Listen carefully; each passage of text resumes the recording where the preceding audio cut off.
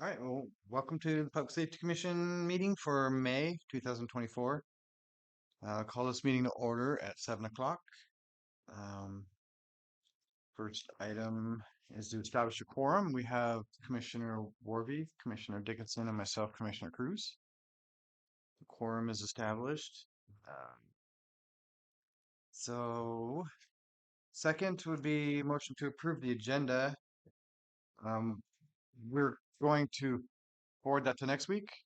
No, this is agenda. Oh, that's the minutes. Okay. Yeah. So I need a motion to approve this agenda as it stands. I will motion to approve agenda. I'll second it. Okay. Motion is approved. The agenda is approved. Okay. Item 3, public input. There's no public here today to input, so let's move right along to item 4, Public Safety Commission annual meeting discussion. Last week we formed an ad hoc committee to work on this. I believe it's Phil and myself. We have nothing to report at this time. Do you need help with anything or like, I'm not sure. We never were able to meet up this last um, cycle, so okay, I'll make it a point to meet with Phil and Molly and kind of work some things out, and then we'll, You guys are shooting for September, is that right? yeah. So we have a little bit of Yeah. time, and we'll come back with some stuff in the next meeting. Are there any comments on item 4? Okay, if not, we'll move on to item 5. Humboldt County Sheriff call data review, discussion, and recommendation. okay. Call data review. So these things are driving me crazy. The ones I got on Friday, two of them were able to be converted to Excel spreadsheets, and two were not. They're like PDFs of PDFs. And I tried 3 different programs, and I even looped in one of my IT guys at work, and we could not convert it. So I did not have time to retype them all. So I did not bring the data because it only would have been 50% of the data. But I will retype them. And do you think Margaret can send those to me when she sends them to you too, to just give me more time in case Yeah. that happens Yeah, I again? can ask her if Okay. she needs add. Okay. I will just work on my typing skills. I feel like there's got to be a way though to export it to Excel. Yeah, Program she's using. I'm sure there is. She was, Do you have something you guys she just didn't, could look into? I can ask her. Yeah. Yeah. See, I'm not sure. Definitely Excel is not one of my. yeah. Not I, too, I but I was know she's good emailing with with it. her today and she said no. And I didn't want, I don't know, your program. So I didn't want to like make a big deal out of it, but it sure would be helpful if I could get it in any other format. If we can't, we can't, and I'll retype them. I just need time to do that. Yeah. I was gone this weekend and I didn't look at that until I got back last night. I just didn't have time to auto convert. So I'll do the ones that I have for this month just to get the data in and I'll send it out to everybody. Um, but if we can do anything else, it'd be great. If not, I just need more time. Okay. Do you need to have all the stats, all the information that's on each line, or could you break this down into zones and That's exactly what I'm trying to do, but I have to ingest the data first, right? And I want to do it in programmatically in Excel because PDFs, it's just like it's not user friendly. You can't do anything with it, right? Um, so, if I need to retype it, it's okay. I just need more time. So if we can't output in a different format, if she could copy me on it when she sends it to you, and I'll just do them as they come in. Okay. If I can convert them, awesome. If I can't, I have the week to retype them, and then I'll be all caught up by the time the next meeting comes around. I was trying to think how I must have just when I was doing them, I must have just manually enter those.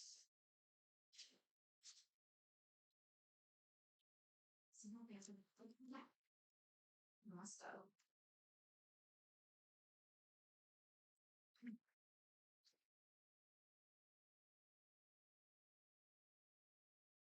Do you know if this is generated out of RIMPs? It looks like. There's gotta be a way. Because you guys have to be able to use that data. Because I know you can, one of the things that they had talked about originally was RIMS would allow you to like look at trends and Mhm. see areas that are like hotspot or whatever. So there's got to be ways to extrapolate that data Yeah, I'll see somehow. if Besides pictures. Yeah, yeah, see if I can figure out if there's a way yeah. to make Thank it a you. little more user friendly. Not designated really, no. No? Okay. Yeah, we've kind of in the past. I'm not even sure where we're at status wise right now with that one. That was kind of assigned, not necessarily directly to us, but it was kind of our main. And so, but yeah, we don't have like our own dedicated. Okay. Okay. That's okay. If it Nice doesn't we work, did. it doesn't work. I just need to get them a little earlier so I can do that. Okay. Just on RIMS itself, probably in the public user base, there's not a way to down. Well, and RIMS is kind of weird anyways, because it seems like this call data is not necessarily reflected in RIMS when you look at it. You'll be like, wait a minute, there's like these calls, but I can't see them on. And that was one of the things that we on were, the citizen rooms yeah, portion. trying to figure out when does it actually populate RIMS versus just goes on like in the data. I'm not really sure how that works. It might be neat if there was someone from the department that maybe could give like a presentation on RIMS for the community on like how to use it or what all it can do. I have a hard time with it.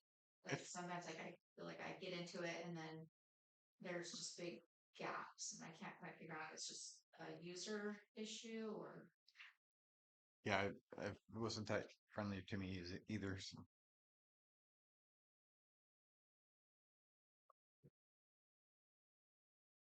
Wonder if that would be something good to do for the public safety annual meeting. Get like a presentation yeah. on RIMS or something. Mm-hmm. It would be interesting for people to, I know it's publicly available information, but to have a little map.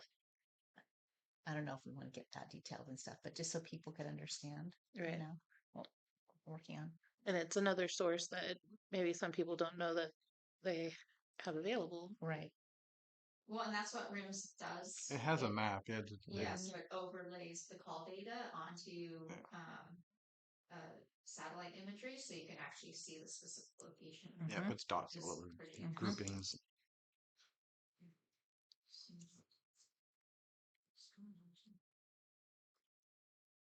So again, I will just retype the two that I couldn't convert and add it to my spreadsheet and then send that out. Okay. Okay, so we'll push this to a future agenda item. Yeah, I can send it out before the next meeting, right? I don't have to wait for the meeting to present it. Yeah, and if you do it, just do I usually send it to 2 commissioners and then I blind CC all the others. That way if anyone just happens to respond back or ask a question, Okay. it doesn't form a quorum. Okay.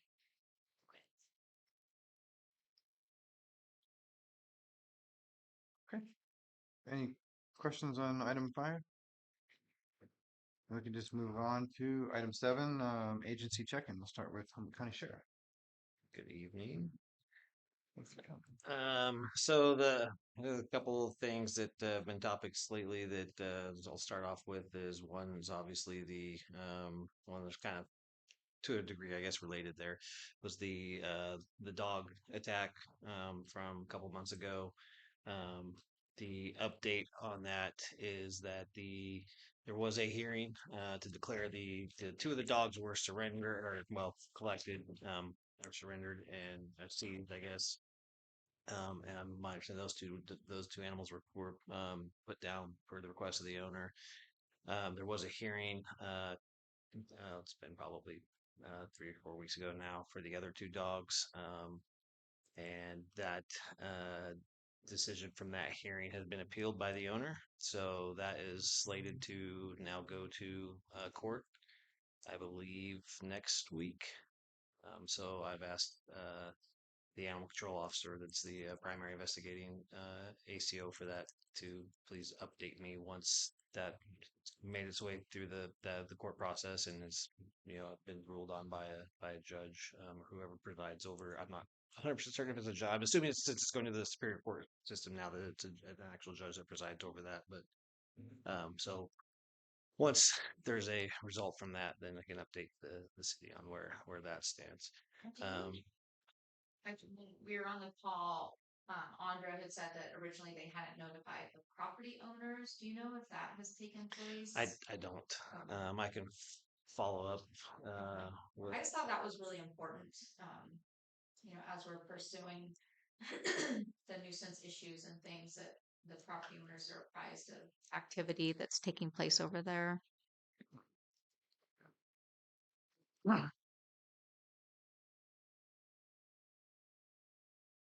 Okay.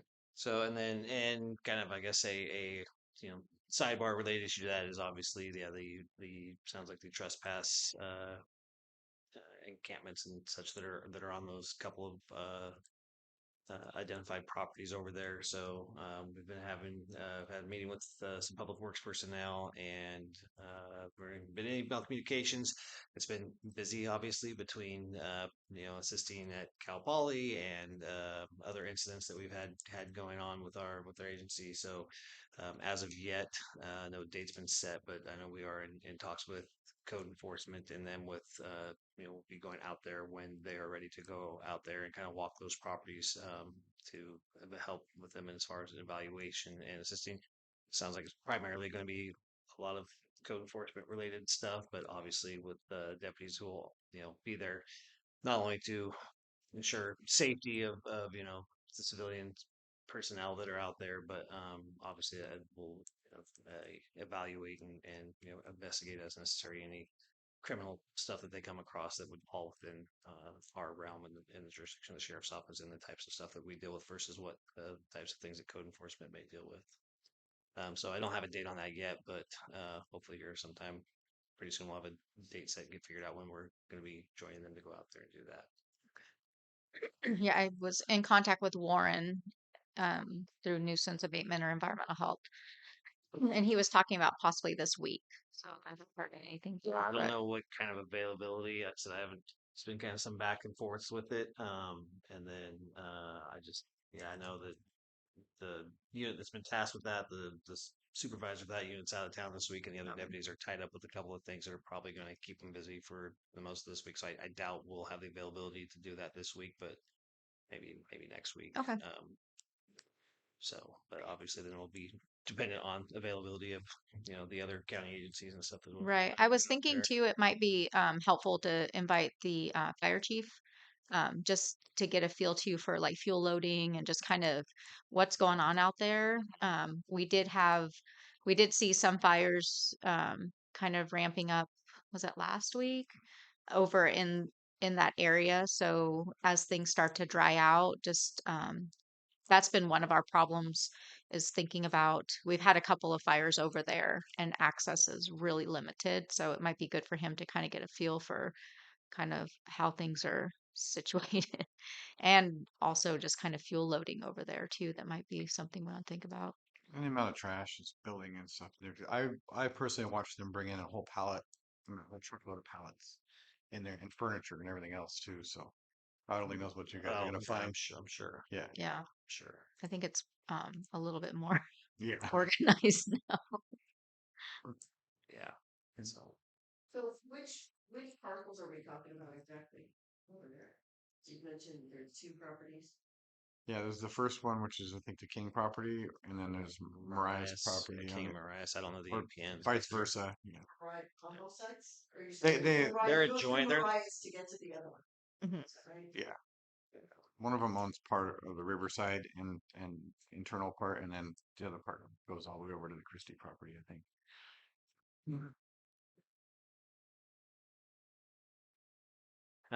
So yeah, those were the two main things. Aside from that, and I don't know, are you guys wanting me to go over the monthly stats for this meeting, or is that more of something that you're Yeah, I think Yeah. it's helpful, Okay. just, from your perspective too, if you're seeing anything that seems like trending or kind of a problem area. I went through it and it seems kind of typical, of what we normally see. There did seem to be some cluster things happening, but they weren't actually in Blue Lake. They were more Glendale and stuff. So, Okay. but that does trickle into Blue Lake every once in a while, depending on what's taking place.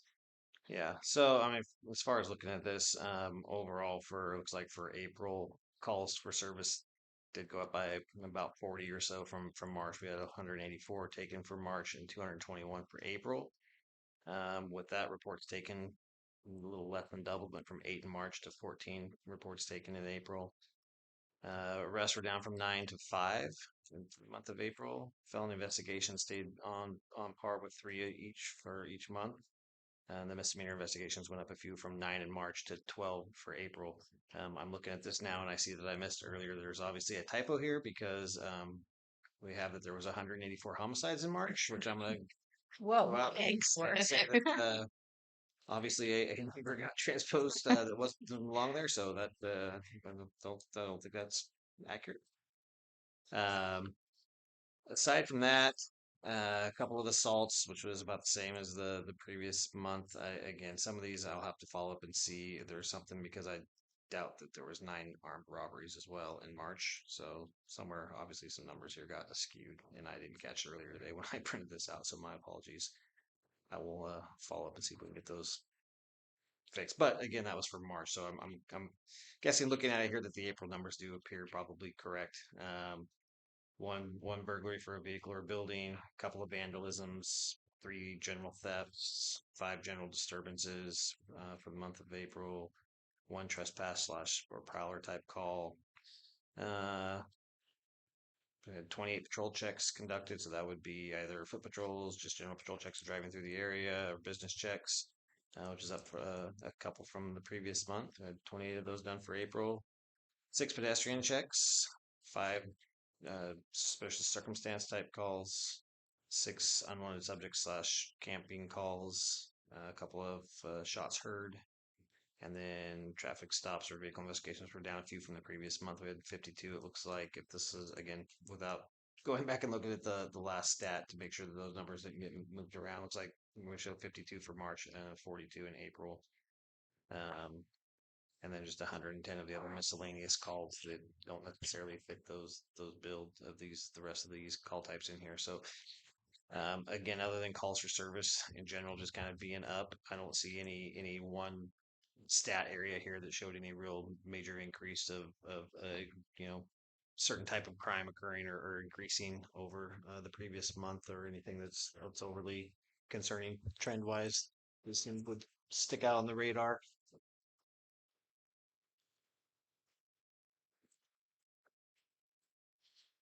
Hey, everybody, it's Ed Anderson. hello. Hi, Ed. I'll have a seat over here if you're one of our commissioners. You have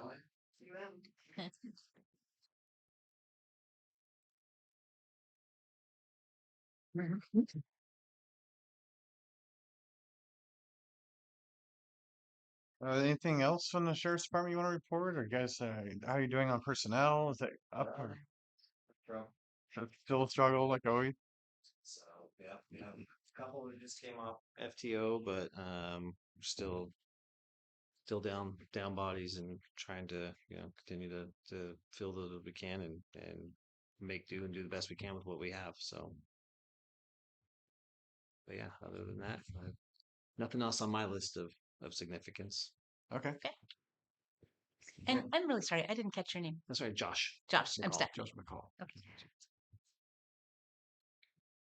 All right. Any questions for Humboldt County Sheriff? Okay, we'll move on. We don't have a representative from the Blue Lake Fire or the Red Cross or the Rancheria today.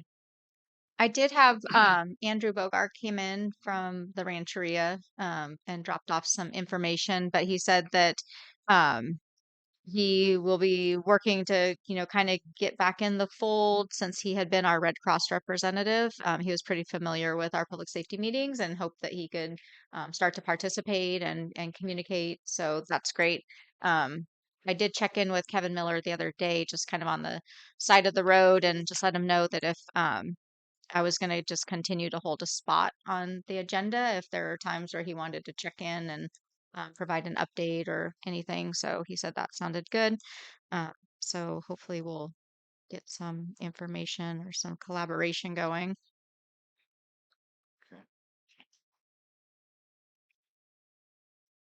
What's Kevin's title over there now? Is he the police chief? Yeah. Good. get Kevin back in here again. Right. All right.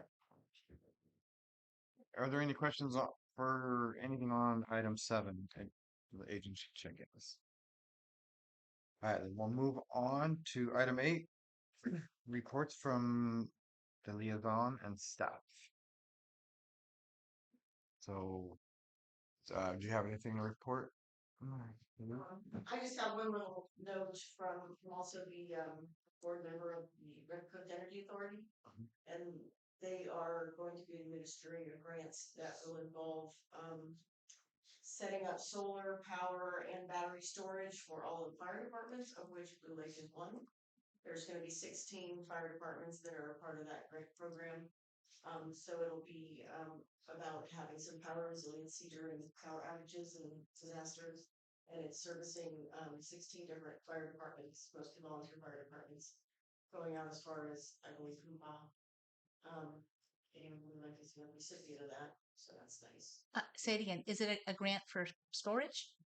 Solar Like, power, solar power generation, okay. and battery storage. Thank you. Cool.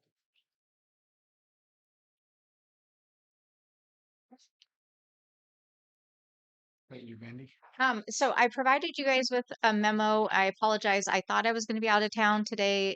Canyon's baseball game had been rescheduled to Crescent City and then it got canceled. So I don't know if you guys had a chance to look at it. Mr. Nickerson, I can grab you a copy. And what's the best way to get you information? Phone, I guess. Phone? Okay. Do you check your email? Occasionally. Okay. We'll go by phone. Since I retired, I'm not married to the That's like, you know, computer anymore. I think that's great. It's invigorating. I left today this morning and went off shopping, and I didn't take my phone, and I was all the happier for it. Except Elisa tried to get a hold of me a few times again. She wasn't so happy about it. Just trying to. Can we do a quick introduction so we can kind of Why don't we do that? That's a good Okay, idea. so we get to know Ed here. I'm Jason, the chair. This is What's your last name, Jay? Cruz. I'm Jason Cruz. Ed Nickerson. Hi, Ed. This Hi, is I'm Stephanie Dickinson. Hi, Stephanie. Hello. she's our secretary. Kim Warvey used to be Kim Pleak. I went to school with Kara. Yeah, Yeah. You Yeah. were smaller then. Quite a bit. Yeah. 2 kids kind of ruined me. No. I think you might talk. And you know, Oh, younger. Okay. I was like, Well, I have crazy man. 4 Made it kids. even more awkward. They all went to Blue Lake School. All Oh, 4. nice. So I know anyone from 40 to 25 in this town, they usually went to school with one of my kids. And then they all went to Arcata and McKinleyville High. So I know some of those kids. I was super involved in the school. I was on the school board for many years. And I love Blue Lake. And I became aware that there was an opening on this committee, which I felt I could help because I have a background in safety, disaster, trauma. Uh, I was an RN for 44 years and I specialized mostly in trauma and emergency medicine. Then got more into the planning part of it for probably the last 15 years. Planned disaster drills, things like that. Worked with the Red Cross, involved with NEST program, the CERT program. I was hired by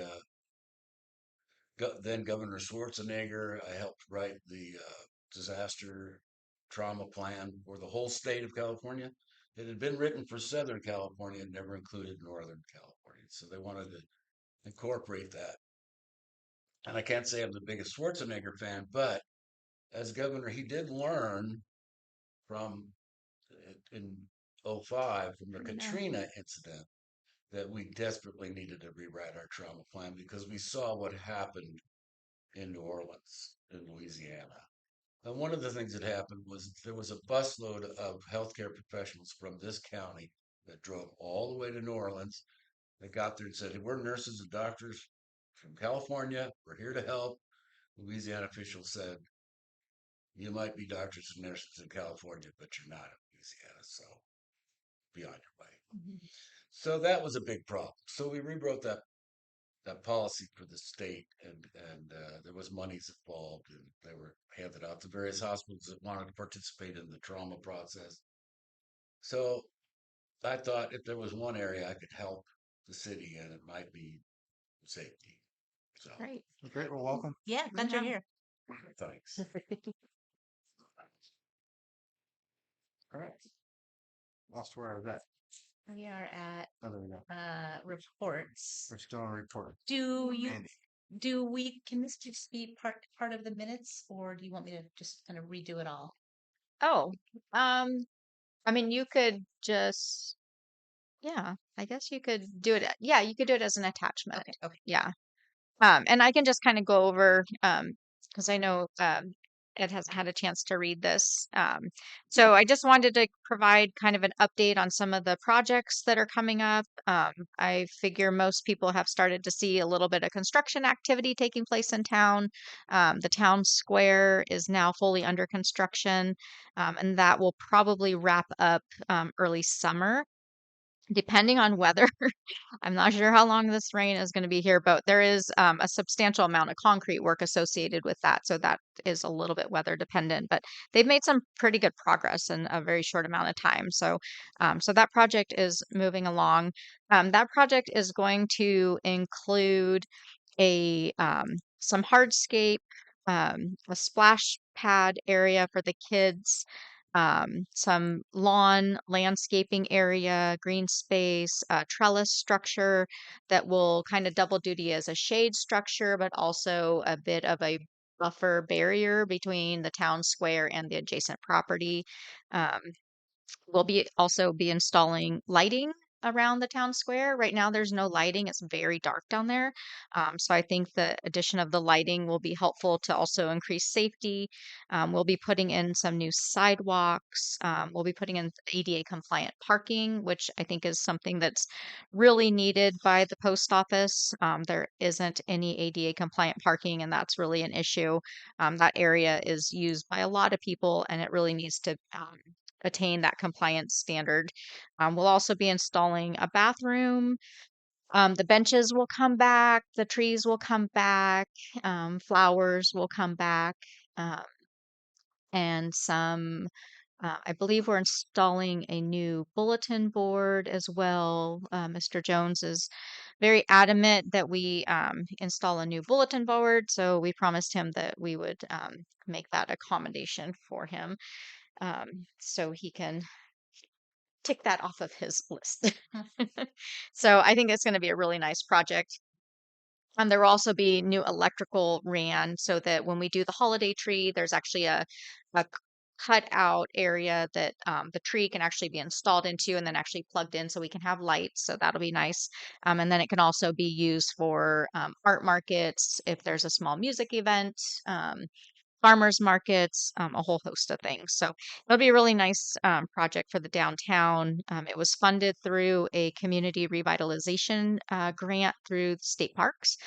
So a portion of the grant paid off purchase price of the property. So that was really great. It reduced the outlay that the city had to come up with to acquire that property, and then the rest of the money is going into the construction. The other project that is starting right now, we're putting a new roof on Prash Hall. That just started last week. That's been a project that we've been trying to save money, raise funds for, and we were able to incorporate that into the state park per capita grant that we received, along with some COVID dollars to be able to make that maintenance and repair.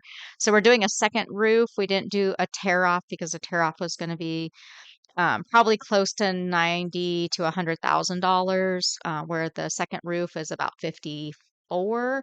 And the first roof is in pretty good shape. It needed to be replaced. We're getting some leaks, but it was in good enough shape to be able to roof over it. So it's the new roof will have, I think it's a 25-year guarantee. And so that is taking place as well. So that's an exciting one for me because it's very hard to save money in parks when parks always basically go in the hole. So trying to save money is is almost like an oxymoron, I guess.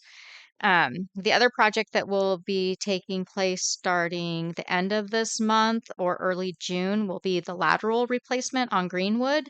We're going to be replacing all the laterals on Greenwood prior to us going to construction for the new truck route improvements. We want to get that work done. We're starting to see some failures of our laterals. And so before we do this $1.6 million construction project, we want to replace those laterals so that we, a year down the road, we aren't digging up brand new roadway and tearing up new sidewalks to be able to fix leaks. The Greenwood project is out to bid right now, and we will be closing that bid soon. The goal is to bring on a contractor pretty quick and sequence the lateral project with the construction project in sequence with school getting out as well. So that project will start probably end of June. And that's going to be a pretty big project that will require some traffic control. It's possible we may need to reroute traffic in certain areas for certain periods of time. There's also going to be some work on an adjoining property to put in their hot taps into the water main and also a gas main tap. So that requires a little bit of extra work. You have to leave those trenches open for a little bit longer. So we're going to be trying to coordinate all of that, which will be interesting. But the traffic control is all covered underneath the grant. So they're required to, put all the safety uh, signage up, have traffic controllers, and we'll be working to minimize the impact as much as possible. That project is going to bring brand new sidewalks on both sides. The west side of Greenwood will receive expanded width sidewalks that will also accommodate bicycles. And then we'll also be installing speed tables, lighted crosswalk signage, some bulb outs to help with traffic calming, but also to accommodate the power poles that we aren't able to relocate. And we'll also be repaving the road and relocating, installing, and moving some fire hydrants. So it's a pretty big project, but I think it's going to be probably the biggest safety improvement that we'll have seen in Blue Lake in a really long time. And as you guys all know, Greenwood is the main route through the city. It's also right in front of the school, and it's just, kind of a cluster of uses. And we just need to make some installations to physically make the roadway safer for all user groups. So I'm pretty excited. That's a $1.6 million project, and that is funded through the state of California through their STIP program. Let's see. We're continuing to work on the master planning for the Powers Creek district, and that's really moving along nicely. We have a parcel configuration now based upon some planned and estimated development. So we'll be able to survey those properties and do the minor subdivision so we can break those properties up into manageable pieces. We have council just authorized the mayor to sign an ENA, which is an exclusive negotiating agreement with the Eisner family. They own Humboldt Sanitation and B&B Portable Toilets and Six Rivers Fencing. They want to do a new development on the Corporation Yard property, and that would be a mixed-use development. It's retail, commercial. They're talking about, one of the cool things they're talking about are the use of shipping containers. I don't know if you guys have seen shipping container villages, but they're really fun. You can use shipping containers, you can put windows in them, doors, you can stack them, you can connect them, do all kinds of fun stuff. So they're looking at ideas like a bike shop, food truck opportunities, small retail, possibly some residential, but just kind of a fun mixed use development project. So it's exciting to see people who are really vested in the Powers Creek district, who really see the value of it and see the value of business and opportunity reinvesting. So I'm really excited to work with that group. We did recently take back possession of the biomass plant property. That's a pretty big step forward and kind of an end of an era. The property is uh it's kind of a mess, but it's not insurmountable. The buildings are pretty trashed. They've been completely vandalized. Blue Lake Power, when you go through, it looks like basically one day they were operating, the next day they just walked away and never came back. Every window is broken. Files are everywhere. There's obviously been people living in those buildings. Probably every kid in Blue Lake has played in those buildings. And so we're in the process right now of working with Blue Lake Power to go through a process of identification of what are personal property versus fixed assets. They would like their property back, but there's a process for doing that, and we have to be really mindful of the fact that there are items of value on the property, and then there's a lot of items that have zero value. So looking to leverage the items of value to get rid of the items that don't have value. We're hoping that we can um, maybe there's enough there to balance that out and the city gets out of it with maybe a $0 investment. So that's one of the things that we're working on right now. So our attorney's working with Blue Lake Power. This had to go through an eviction process. So we went through the process of notification, signage, and formal notification. So the eviction has taken place and part has ended. And now it's just kind of this idea of what can be taken and how that can take place. I think the goal of the city is to put together an RFP for cleanup and removal and salvage of everything on the site and put that out to bid and then see what kind of interest. We have a lot of companies right now who are interested in salvaging it out. I think the price of metal it's not great, but I don't think it's horrible. So there's some thought that, there's could be some money to be made. So really that's the goal, is to get the site cleaned up and ready for new development, without the city having to expend a lot of resources to get it there. So we are also working with our resource partners. There's a lot of agencies involved, State Water Board, Fish and Wildlife, Environmental Health.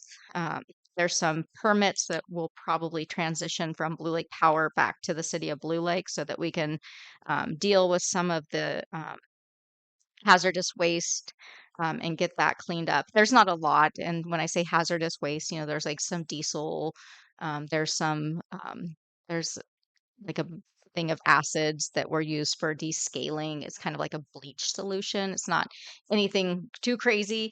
And environmental health is going to help us work through that process so they can transition the permit to the city, and then we can work with them to get rid of the materials. So that's good. We've got a lot of support from the agencies who are really interested in getting on the site and really basically coming to a conclusion with this operation and just kind of closing it out and moving forward. So um and Repair fences and to keep vagrants in. I think at this point, we've put up a lot of signage.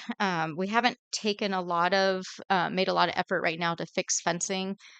We've just been a little bit pulled in a few directions, and honestly, most of the fencing, there's, either they can't get through it, they're going to cut through it. Um, and there's a lot of access points. It's a pretty easy site to access. So we definitely will be making the repairs that we can. But we're also doing a little bit more coordinated routine checks of the site, making sure that we're not seeing people set up camp, and we're not going to be able to stop people from getting in on the site. Just because of the nature of the site, how big it is, how easy it is to access, but we can make sure that we're doing regular routine checks so that they're not establishing longer term residency on the site. Um, let's see. Josh, you already talked about the dog attack issue. I think Anything, that's about it. anything in the bike park? We were getting ready to start on the bike park and then it kept raining. So we're just waiting for like some good weather to pull all the tarps off. And we've been talking with RCMBA, with Sean and Tim and Gina, about getting together so we can start, addressing, and then Tavis as well, what are our needs, where are we at, what are our next steps, and also identifying some fundraisers. Mhm. So that meeting I think is supposed to take place here fairly shortly. I think we all thought we were like past the rain, and then we got you know, I don't know. Maybe May is going to rain all May. I don't know. But we are definitely getting ready to start working on that and getting some work groups together.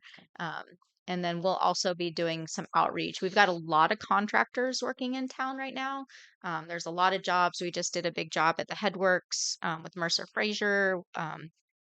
Kernan, Sequoia, RAO, all these guys are working in Blue Lake on projects. So we're also going to solicit donations and, hit them up to like be that bike park supporter if you gotta, help us out. So that's going to be starting here as well. So. Your water main break on the. Yeah, we had a water main break on Railroad. It probably broke over the weekend. We started seeing a little bit of water, and then of course with the rain, we couldn't really tell, but it was repaired today. They were able to make that repair, so I believe everyone is back in water. And they'll be we have plates on it right now, and they'll be doing the backfill and patching tomorrow, hopefully, if the weather holds. And then one other question, any updates on the stop sign for I Street? There's not. I know our engineers are supposed to be working um, on a, they basically have to go through and look to see if they can justify it. So they have to go look at the warrants and do an engineering kind of assessment. So I'll ask Mike about that. I think I was supposed to do that.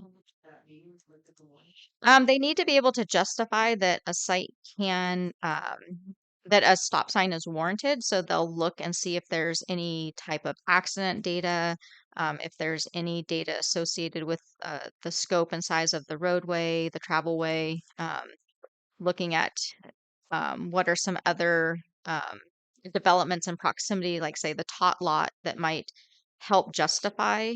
You can't just put in a stop sign, unfortunately. You have to be able to justify it. So if there was an accident and someone said, they ran a stop sign, that sign, wasn't engineered, it shouldn't have been there, it caused an issue, you have to be able to have that engineering report to be able to justify that.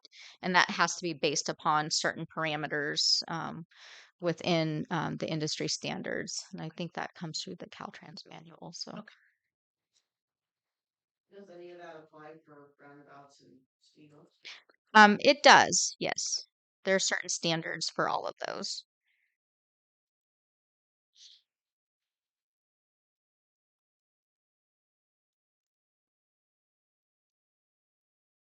And I think that's about it. I don't know if you guys have any questions or concerns or. I think they were all answered in my ones. Okay, there's no other questions, then we'll move on to future agenda items. I have the minutes from March, April, and May. We need to catch up on um, to approve those. Then I have, sorry, where was it? The annual meeting discussion and report from the ad hoc committee. And then, is there any other future agenda items that we should be putting on the next agenda? That's all I have at this time. So your annual meeting, that's the safety fair? It can be. We haven't decided what we're doing, but I think we're gonna go in with Molly and work together on that on her safety fair that she was gonna put on. Okay. Um, When is that? I mean, I think we were talking about September. We're not sure. We're still in the process of figuring that all out. We typically do an annual meeting every year. It changes on what we do. Sometimes we could just, and I did speak to Lori Dangler again. She's like, I really love to do another one of those things. So we could have, That'd be a great. talk Mhm. at the Grange or whatever and invite people to come. Or it's up to us to really just. She's She's the earthquake lady. yeah. She just you. She runs the North Coast Tsunami Work Group, and she was um, the geology person at Humboldt. So she's really very knowledgeable, very good person. I guess it's not HSU anymore. Health. I'm never gonna say Cal Poly. So if there's no other agenda items or announcements, then we can take a motion to adjourn. I will motion to adjourn. Well, it's like All right. Meeting is adjourned. Thank you guys for coming. All those in favor? Oh yes, thank you. Here's three. We are all in favor. All in favor? Say aye. Agree. Okay. Any objections? All right. Meeting's adjourned.